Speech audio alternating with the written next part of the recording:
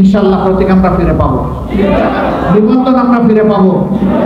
আমাদেরকে অবৈধ করার পরে অবৈধভাবে অবৈধ করেছিল, আমরা বৈধ হয়েছি, আর এখন জনগণের ঘৃণার পাত্রে পরিণত হয়েছে। এই রক্তে আগুন ধরিয়েছিল আবু সাঈদ, আল্লাহ তাআলা তাকে শহীদদের নেতা হিসেবে কবুল করুন। সে যেন আদালতে আখিরাতে হযরতে হামজা রাদিয়াল্লাহু তাআলা আনহুর পাশে জায়গা পায় সেই মিছিলে। কি স্বপ্ন নিয়ে তারা বুক পেতে সেদিন দিয়েছিল? স্লোগান তাদের একটাই ছিল, উই ওয়ান্ট জাস্টিস। আমরা বৈষম্যের বিরুদ্ধে ন্যায় বিচার চাই।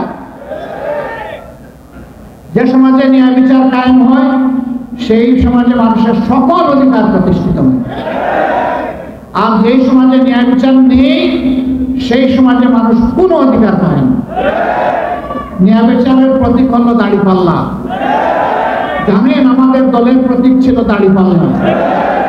ফ্যাসিস্ট স্বৈরাচার যারা বিচার বিভাগকে ধ্বংস করে দলীয় কার্যালয়ে পরিণত করেছিল, তারা আমাদের প্রতীক কেড়ে নিয়েছিল, দলকে নিবন্ধন হাতে করেছিল, শেষ পর্যন্ত দিশেহারা হয়ে আমাদেরকে নিষিদ্ধ করেছিল।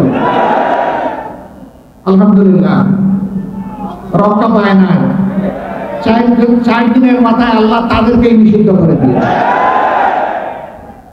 কেন তারা দাড়িপাল্লার বিরুদ্ধে লাগলো? এই প্রতীক যদি বাংলাদেশে তাজা জীবন্ত হয়, এই প্রতীক যদি সংসদে যায়, এই প্রতীক হাতে নিয়ে যদি মানুষ দেশ শাসন করে, তাইলে সেই দেশে আইনের শাসন কায়েম হবে, ন্যায়ভিত্তিক সমাজ হবে, ইনসাফ মানুষ পাবে। তারা যেহেতু বেইনসাফি করবে, এই জন্য ইনসাফের প্রতীককে তারা সহ্য করতে পারেনি। ইনশাআল্লাহ প্রতীক আমরা ফিরে পাবো, নিবন্ধন আমরা ফিরে পাবো। আমাদেরকে অবৈধ করার পরে অবৈধভাবে অবৈধ করেছিল, আমরা বৈধ হয়েছি, আর এখন জনগণের ঘৃণার পাত্রে পরিণত হয়েছে। অনেক হম্বিতম্বি বাগাড়ম্বর, অনেক উপহাস, অপমানজনক বাক্য তারা ছুড়ে দিতেন বিরোধী দলের প্রতি। 3টা নির্বাচন তারা করেছে, মানুষকে তারা মানুষ গণ্য করে নেয়।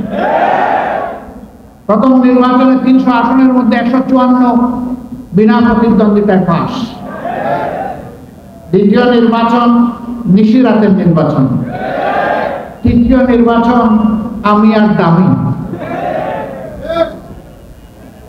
এইভাবে গোটা নির্বাচনী ব্যবস্থা, গণতান্ত্রিক প্রতিষ্ঠান